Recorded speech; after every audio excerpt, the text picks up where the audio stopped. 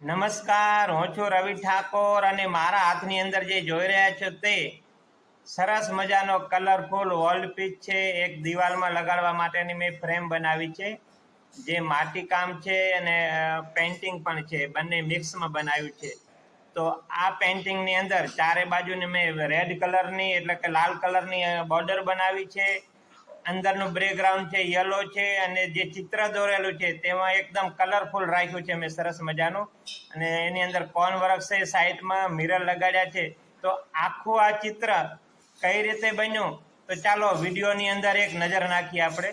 Video જોઈએ એના પહેલા હું તમને નજીકથી આખું ચિત્ર બતાવું છું. તો એના જે કલર છે એનું શાઇનિંગ છે તમને નજીકથી જ સરસ દેખાશે. આખું કલરફુલ સરસ મજાનું મેં પેઇન્ટિંગ બનાવ્યું છે. તો આ પેઇન્ટિંગ દિવાલમાં લગાડવાથી એકદમ તમારી દિવાલ સરસ ચમકી ઉઠે, સુશોભિત બની જાય.